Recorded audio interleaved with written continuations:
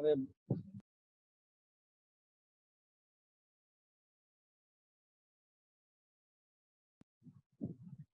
a 1.5 meter tall boy is standing at a some distance from a 30 meter tall building. तो पहले पहली पहली line का meaning समझते हैं। पहली लाइन का मीनिंग क्या है? a 1 meter tall boy standing at some distance from 30 meter tall building. The angle of elevation from his eyes to the top of the building increases from 30 to 60 degree as he walks towards the building. Find the distance he walked towards the building. He walked towards the building. तो देखो क्या कह रहा है? कह रहा है एक ना 30 मीटर हाई बिल्डिंग है। 30 मीटर क्या है? High building. ठीक है। अब एक क्या कह रहा है? एक बंदा है, वो है 1.5 मीटर का। ये ए बी ले लिया, ये सी डी, ये बॉय ले लिया 1.5, सी डी 1.5 मीटर। सर आपकी वीडियो पॉज हो गई। ठीक है। तो एक Yes. बिल्डिंग है 30 मीटर हाई बिल्डिंग है, और एक 1.5 मीटर है हमारे पास क्या? Toll boy. ठीक है। अब वो क्या कहता है? जैसे जैसे ये बिल्डिंग की तरफ बच्चा जा रहा है तो एंगल कितना इंक्रीज हुआ?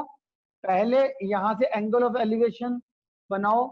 टॉप ऑफ बिल्डिंग का बच्चे की आईज से, बच्चे की आईज से टॉप ऑफ टावर का या टॉप ऑफ बिल्डिंग का एंगल ऑफ एलिवेशन है 30 डिग्री। तो क्या कह रहा है? जो हमारा बिल्डिंग के टॉप का एंगल ऑफ एलिवेशन कहां से?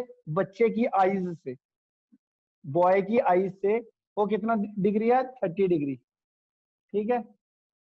अब वो जैसे जैसे बिल्डिंग की तरफ बढ़ रहा है, पहले यहां पे था, अब मान लेते हैं यहां पर आ गया। ठीक है। ये ले लिया मैंने ई, ये ले लिया मैंने एफ। अब बच्चा टूवर्ड्स द बिल्डिंग बढ़ा। अब एंगल ऑफ एलिवेशन धीरे धीरे क्या हो रहा है? चेंज। वो कितना हो रहा है? बढ़ रहा है। कितना हो जाएगा अब? 60 डिग्री। तो पहले एंगल ऑफ एलिवेशन था हमारा 30 डिग्री, अब है हमारा एंगल ऑफ एलिवेशन कितना? 60 डिग्री। ठीक है। इतनी बात आ गई समझ में? तो ये हमारा इतना अगर क्वेश्चन किसी बच्चे को दोबारा समझना है तो दोबारा समझ लो। एक बार दोबारा बता दो। क्वेश्चन पढ़ते हैं दोबारा से एक बारी। क्वेश्चन पढ़ लो एक बारी दोबारा से। 6th क्वेश्चन कह रहा, 1.5 metre tall boy standing at some distance from the 30 metre tall building and the angle of elevation from his eyes to the top of the building. Eyes से कहां से? टॉप ऑफ बिल्डिंग का जो angle of elevation है वो increase होता है 30 से 60 degree as he walks towards the building. Find the distance he walk towards the building. दोबारा सुन लो क्या कह रहा है। कह रहा है मेरे पास 30 मीटर क्या है? 30 मीटर बिल्डिंग है और 1.5 मीटर टॉल बॉय है। अब वो कह रहा है 1.5 मीटर टॉल, तो इस बिल्डिंग के टॉप का एंगल ऑफ एलिवेशन, इस टॉप का एंगल ऑफ एलिवेशन कहने का मतलब क्या है? इस पॉइंट को देखा जा रहा है। कहां से देखा जा रहा है? टॉल बॉय की आईज से। कितना एंगल ऑफ एलिवेशन है? 30 डिग्री। और जैसे जैसे वो बिल्डिंग की तरफ बढ़ रहा है तो एंगल ऑफ एलिवेशन अब कितना हो गया? 60 डिग्री। तो क्वेश्चन ने बोल रखा है जैसे जैसे टॉल बॉय बिल्डिंग की तरफ बढ़ा, एंगल ऑफ एलिवेशन किसका? टॉप ऑफ बिल्डिंग का चेंज हो गया, 30 डिग्री से 60 डिग्री बन गया। फाइनली वो हमारे को कह रहा है डिस्टेंस वॉक्ड कितना हुआ? डिस्टेंस वॉक तो इतना हुआ सीई, और इसको नाम देते हैं ये डी एफ, एफ नाम। तो हमारे को सीई निकालना है या डीएफ निकालना है, बात सेम है। तो हमारे को फाइंड आउट क्या करना है? सीई और डीएफ। तो डायग्राम समझ में आ गया सारे बच्चों को? तो बताओ।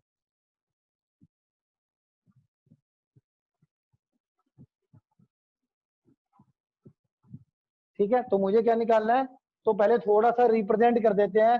लेट ए बी क्या है मेरा, represent a building, represent a building, ठीक है। और वन, ये सी डी क्या रिप्रेजेंट कर रहा है, रिप्रेजेंट अ टोल बॉय, ठीक है। और सीई और डीएफ क्या है, सीई इक्वल टू डीएफ, ये हमारा distance walked by tall boy,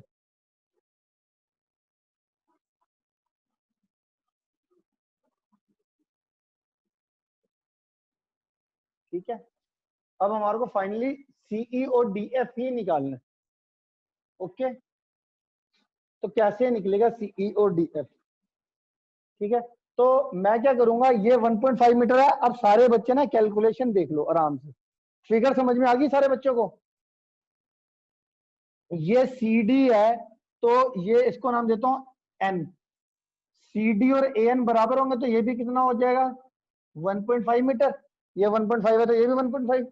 तो 30 में से 1.5 घटाओगे तो बी से लेके एन तक ये डिस्टेंस कितना हो जाएगा, 28.5। 30 में से 1.5 मीटर माइनस कर लो, तो बी एन कितना होगा, 28.5 मीटर। अब मैं ये डी एफ निकालूंगा, देखो कैसे निकालूंगा। पहले मैं बड़े वाली ट्रायंगल बी एन डी में एन डी निकाल दूंगा, फिर छोटी ट्रायंगल में बी एन एफ के अंदर एन एफ निकाल दूंगा। तो अगर मैं एन डी में से एन एफ माइनस कर दूंगा तो एफ डी आ जाएगा, वही डिस्टेंस वॉक आ जाएगा ना। तो वही डिस्टेंस वॉक में मैंने क्या करना है, बड़ी ट्रायंगल में से भी बेस निकालना है, छोटी ट्रायंगल में से भी बेस निकालना है, बेस के लिए निकालनी है। बड़े इस बेस में से इसकी वैल्यू माइनस करोगे तो हमारे को ये निकल जाएगा, मतलब डिस्टेंस वॉक्ड निकल जाएगा अकॉर्डिंग टू फिगर, ओके भैया। आगे समझ में, ये सारे क्वेश्चन अगर देखो अभी सितंबर टेस्ट में आपको एनसीईआरटी भी आ सकती है, ऐसा नहीं है कि एक्स्ट्रा ही आएगा, एनसीईआरटी भी आ सकती है।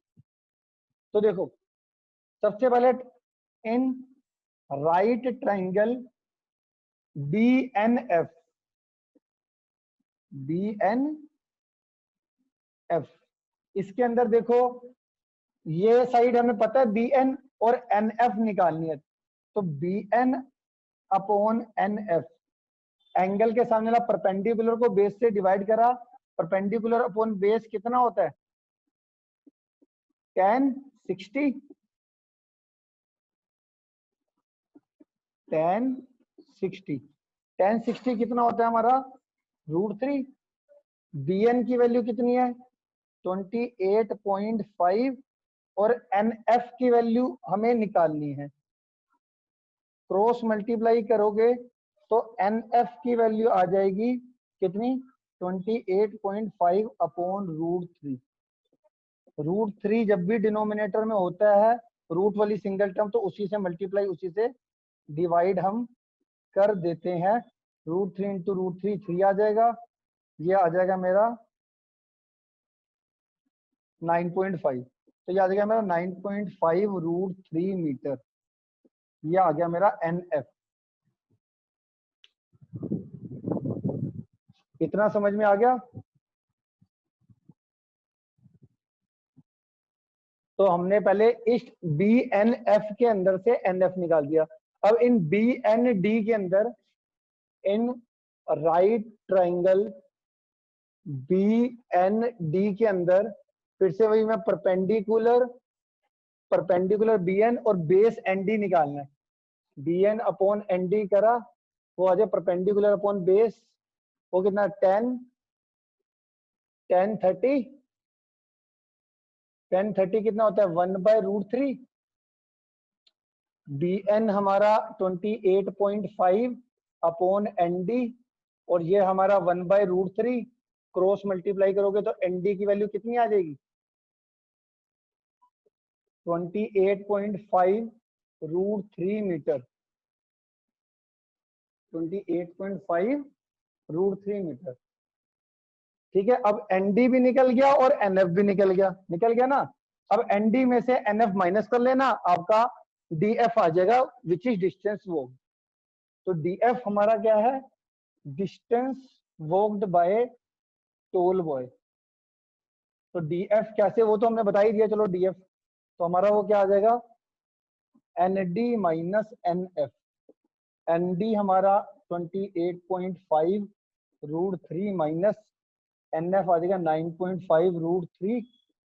इसको रूट 3 कॉमन ले लो, तो 28.5 में से 9.5 गया, कितना हुआ 19 रूट 3 मीटर। अगर रूट 3 की वैल्यू भी पुट करनी है तो आप 1.7 पुट कर सकते हो, वो क्वेश्चन में जनरली गिवन होगा, नहीं तो यहीं तक भी छोड़ सकते हो। अगर रूट 3 की वैल्यू गिवन हुई तो पुट कर लेना। ये बता दो कितना आया।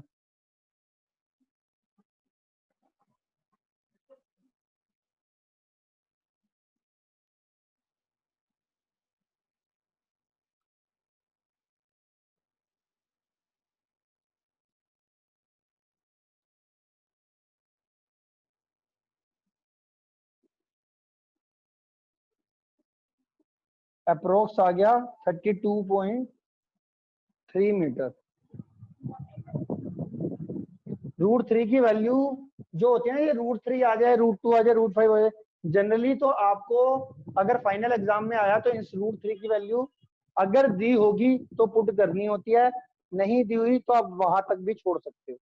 बट मेरा मानना है कहीं गलती से भाई टीचर का दिमाग हो कि भैया वैल्यू पुट करनी है, तो आप रूट 3 की वैल्यू अपने आप ही पुट कर देना 1.7 अप्रोक्स।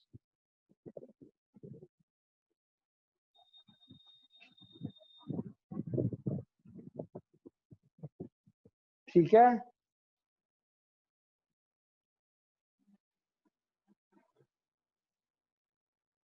क्या कहते हो? कोई चीज अब पूरा लिखा हुआ है, कोई चीज नहीं समझ में आती, दोबारा से पूछ सकते हैं कि दोबारा से रिवाइज कराऊं। बिल्डिंग थी 30 मीटर, एक टोल बॉय था 1.5 मीटर। अकॉर्डिंग टू क्वेश्चन वो कहता था कि जब भी एंगल ऑफ एलिवेशन किसका, टॉप ऑफ बिल्डिंग का from the I of boy, ये दे रखा था, कह रहा है कि 30 डिग्री से 60 डिग्री चेंज हो जाता है as he walks towards the building. तो पहले हमने ये ले लिया बच्चा ये 30 डिग्री, और जैसे जैसे बच्चा आगे बढ़ा उसका ले लिया मैंने अब angle of elevation top of building का 60 डिग्री। अब हमारे को उनने बोला था डिस्टेंस वॉक निकालो, डिस्टेंस वॉक तो ये हुआ, तो मैंने ये 1.5 मीटर था तो ये भी 1.5 मीटर हो गया। ठीक है, ये 1.5 है तो पूरा 28.5 हो गया। ठीक है, अब मैंने क्या करा, इस ट्राइंगल से भी बेस निकाल दिया और बड़ी ट्राइंगल से भी बेस की वैल्यू निकाल दी। बड़े बेस में से छोटा बेस निकालोगे, माइनस करोगे तो ये डीएफ आ जाएगा। बड़े बेस में से डीएन में से एनएफ माइनस करोगे तो डीएफ आ जाएगा। डीएफ मतलब डिस्टेंस वॉक, वही मैंने किया। ओके सर हमें शो करने की जरूरत नहीं है वो 1.5 इक्वल्स टू 1.5 वाला। वो अगर आपने करना है, अगर आप फिर भी करना चाहते हो तो आप क्या करो कि यहां पर लिख सकते हो, ये एक बच्चा पूछ रहा है कि भैया ए एन डी सी में ये 1.5 है, ये भी 1.5, आपने कुछ लिखना है तो आप ये लिख सकते हो हर्षद, ये देखो हमारा क्या है, ए एन डी सी एक तरीके से रेक्टेंगल बनता है, इसीलिए अपोजिट साइड इक्वल होती है। अब कोई बच्चे कहते सर रेक्टेंगल कैसे बनता है, तो देखो यहाँ पे 90 है, यहाँ पे 90 है, अब दो पोल खड़े हैं 90 डिग्री पे ही होंगे ना ये सारे। ठीक है, लेंथ देखो अपोजिट साइड आपको इक्वल दिख ही रही है, तो यहाँ पे सीधा लिख सकते हो आप, since A N D C is a rectangle therefore A N is equal to D C. तो डी सी की 1.5 थी तो ए एन भी हमारा 1.5 हो गया। आप ऐसे लिख सकते हो थोड़ा बहुत।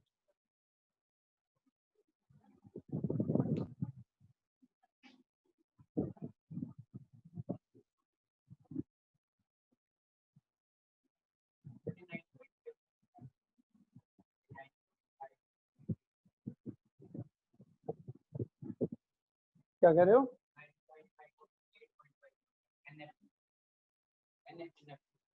ये निकाला नहीं भाई। कटिंग करके 28.5 डिवाइडेड बाय 3 करेगा, 3 9 जा 27, 1.5 3 पॉइंट।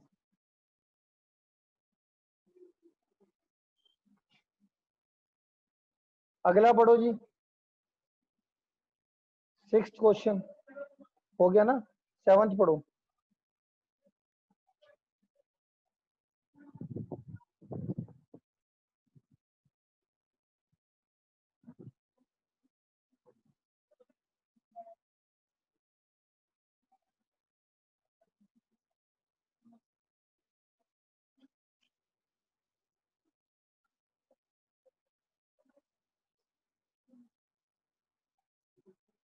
सेवंथ क्वेश्चन पढ़ो,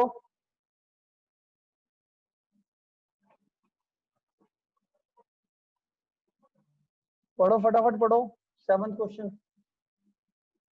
और कोशिश करा करो जैसे क्वेश्चन पढ़ो ना, फिगर खुद ट्राई करो। जब तक आप खुद दिमाग से ट्राई नहीं करोगे ना, तब तक बनेगी नहीं बात। 7th क्वेश्चन पढ़ो। From a point on the ground, the angle of elevation of the bottom and top of the transmission tower fixed at the top of 20 metre high building. तो एक 20 मीटर हाई बिल्डिंग है, उसके ऊपर एक tower है, transmission tower. तो transmission tower का top और बॉटम का एंगल ऑफ एलिवेशन कह रहा है, कहां से? ग्राउंड पे एक पॉइंट है, वहां से आपको दे रखा है। और फाइनली हमारे को क्या कह रहा है? Find the height of the tower निकालना। समझ में आया? चलो ऐसा करो, सारे बच्चे पहले खुद बनाओ, खुद बनाओ जरा। 20 मीटर हाई बिल्डिंग के ऊपर ट्रांसमिशन टावर बनाना है। तो 20 मीटर हाई बिल्डिंग पहले बना लो, ए बी, और बी सी आगे उसके ऊपर ट्रांसमिशन टावर बना लो। तो एक ही लाइन पे बन जाएगा वो, एक वर्टिकल लाइन पे। 20 मीटर हाई बिल्डिंग भी और ट्रांसमिशन टावर भी। उसके बाद क्या करोगे? एक ग्राउंड पे पॉइंट लेना है, उससे ट्रांसमिशन टावर के टॉप और बॉटम का एंगल ऑफ एलिवेशन बनाना है, वो दे रखा है। और फाइनली हमने, चलो बनाओ, मैं 10 सेकंड का टाइम दे रहा हूं। नहीं बन रहा? 20 मीटर हाई बिल्डिंग बनाने आती है, उसके ऊपर एक और लाइन खींच दो, वो ट्रांसमिशन टावर हो गया। देखो कैसे यार, घर के ऊपर टावर लगता है, देखा है ना आपने? ये मैंने घर बना दिया ए बी, ये एक थोड़ा सा चेंज करने के लिए इसको यूं कर दो, ये रहा ट्रांसमिशन टावर। और क्या है? ए बी मेरा क्या है? 20 metre high building. B C मेरा क्या है? Transmission tower. अब कहता है ये मेरा यहां से क्या शुरू होता है? ग्राउंड। तो ग्राउंड पे एक पॉइंट है, वो कह रहा है ट्रांसमिशन टावर के बॉटम और टॉप, इसका एंगल ऑफ एलिवेशन दे रखा है। कितना दे रखा है? देखो 45 डिग्री और 60 डिग्री। 45 डिग्री किसका दे रखा है? पहले क्या बोल रखा था? बॉटम की टॉप, बॉटम बोल रखा है पहले। तो बॉटम का 45, बॉटम का बॉटम का जो एंगल ऑफ एलिवेशन है वो 45 डिग्री, और टॉप का 60 डिग्री।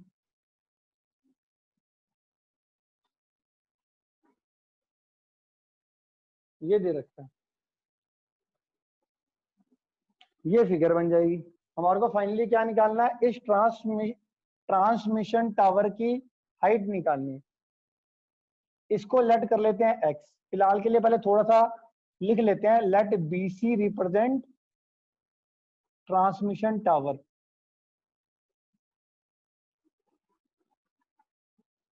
अच्छा, ए बी रिप्रेजेंट बिल्डिंग। ठीक है, बस इतना लिख लो। इसके बाद ट्रांसमिशन टावर की हाइट निकालनी है। पहले तो आप क्या करोगे? परपेंडिकुलर अपॉन बेस कर लो, ए बी सी, ये डी ले लो इन राइट। अब देखो तुम्हारे को मैं ना हमेशा इसकी कैलकुलेशन वो ऊपर क्या लिखा है? B C represent transmission tower, A B represent building.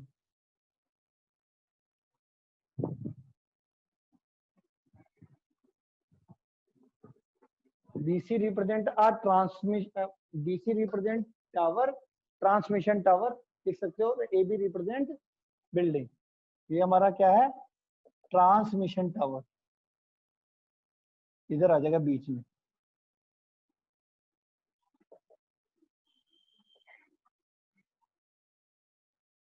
ठीक है, transmission tower.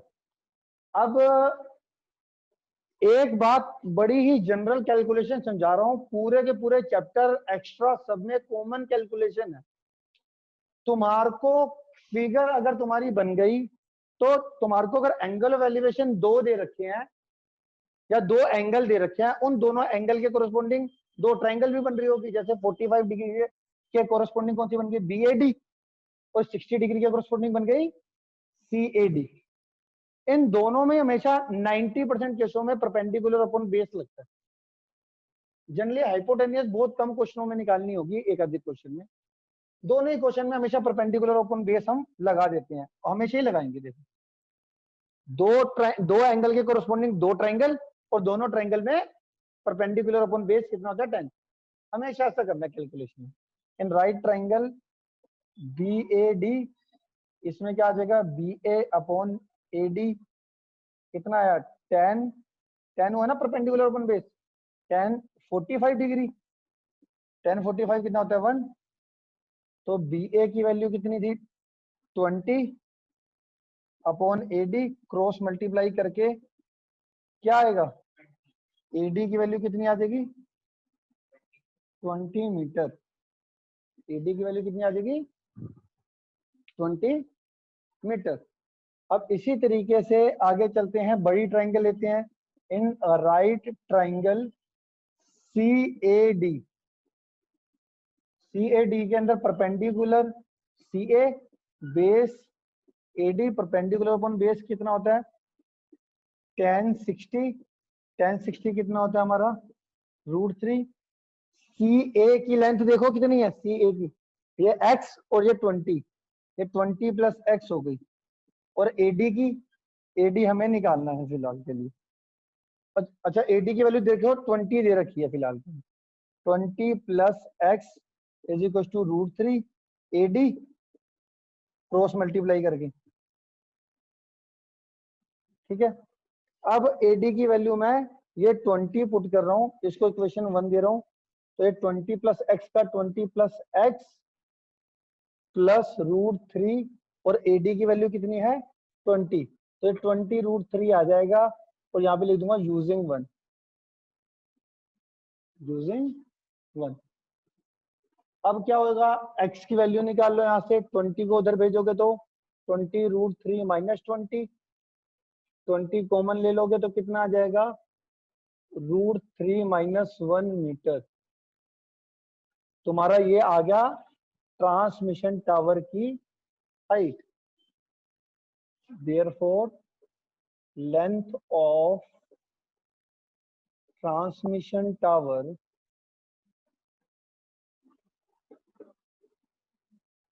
is 20 √3 minus 1 metre.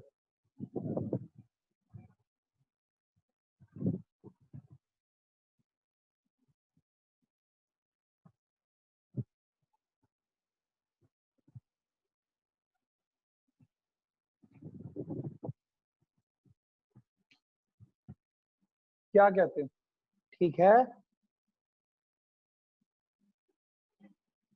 किसी बच्चे को कोई क्वेश्चन नहीं समझ में आया, पूछ सकते हो भाई, कोई भी चीज, कोई भी कॉन्सेप्ट। मैं कह रहा हूँ जब भी मैं अगला क्वेश्चन करवाने वाला हूँ ना, और आपको ये समझ में आ गया, अगला क्वेश्चन पढ़, खुद ही फटाफट पढ़ना है और खुद ही फिगर बनाने की कोशिश करनी है। जिसकी फिगर ठीक होगी ना, उसका 70% काम तो ठीक होगा। मतलब अगर 4 नंबर का क्वेश्चन है, वो 3 नंबर तो लेके जाएगा अगर उसकी फिगर ठीक है। क्योंकि फिगर ठीक होने के बाद दो, मान लो 2 एंगल है तो परपेंडिकुलर अपन बेस तो लगा ही लेगा, क्रॉस मल्टीप्लाई कर ही लेगा, तो उसका 70% काम हो ही जाए। तो फिगर बनाओ, दोबारा से ट्राई करो अगले क्वेश्चन की फिगर, अगले क्वेश्चन की फिगर।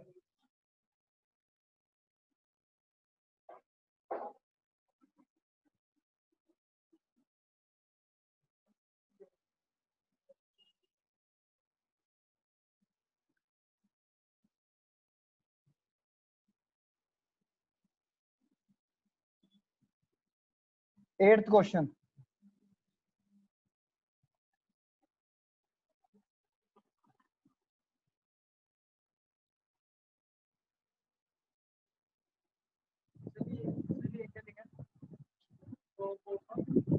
स्टैचू।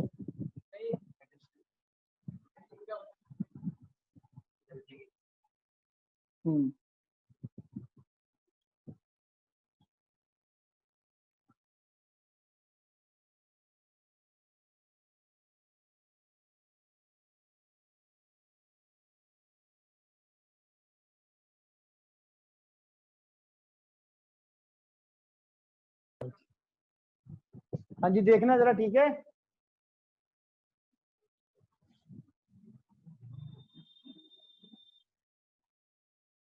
बनाओ, खुद फिगर बनाओ।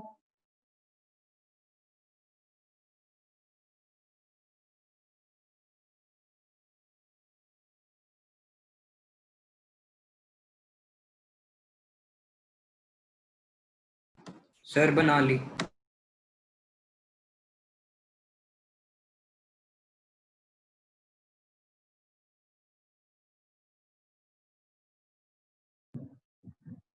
हाँ जी, अगला क्वेश्चन कौन सा हमारा? 8th क्वेश्चन फटाफट देखो।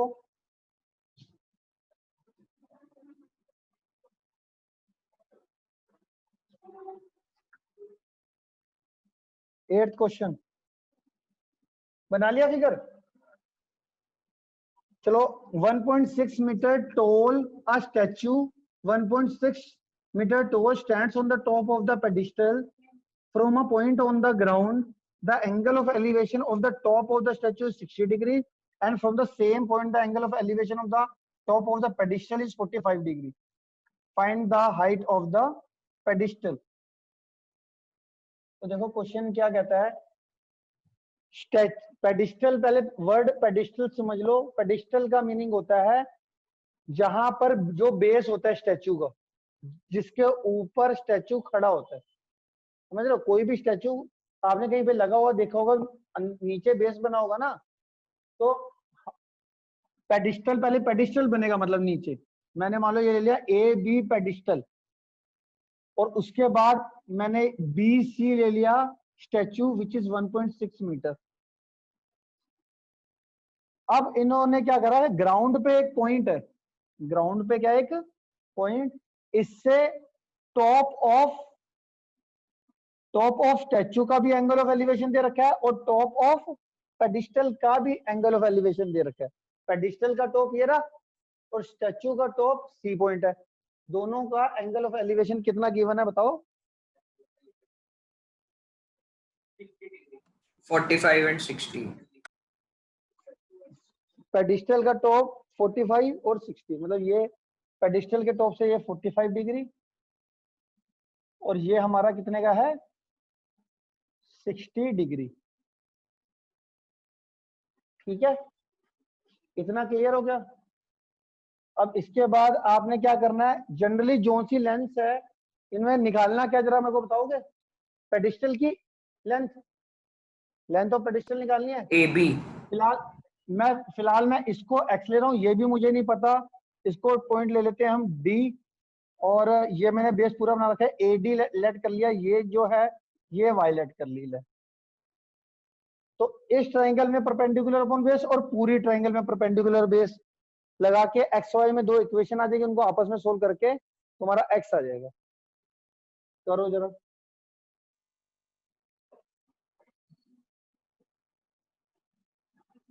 तो यहाँ पे पहले लिखना पड़ेगा आपको, BC रिप्रेजेंट आ, लेट BC रिप्रेजेंट आ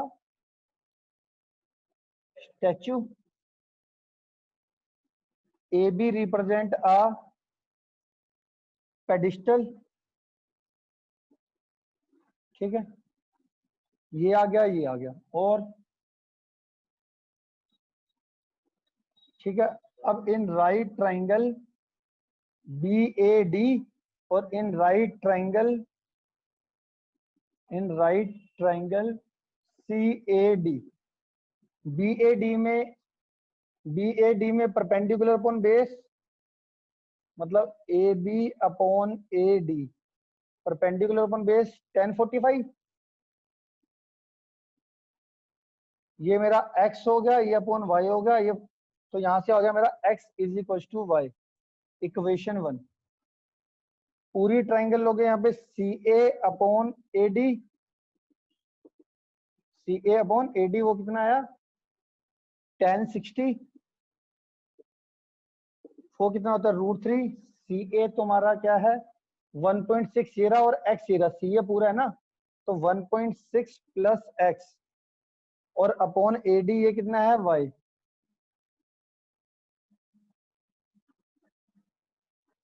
ठीक है, क्रॉस मल्टीप्लाई करके तुम्हारा ये आ जाएगा 1.6 plus x is equal to √3y। मुझे x की वैल्यू निकालनी है, मुझे किसकी वैल्यू निकालनी है x की, तो मुझे y तो चाहिए नहीं, तो y की वैल्यू पुट कर देंगे कितनी x, y की वैल्यू x होती है ना, तो हमें लिख देंगे यूजिंग 1 और y की वैल्यू क्या पुट कर दी हमने x, और ये प्लस x वहां पे जाएगा तो माइनस का x, x कॉमन ले लोगे तो √3 - 1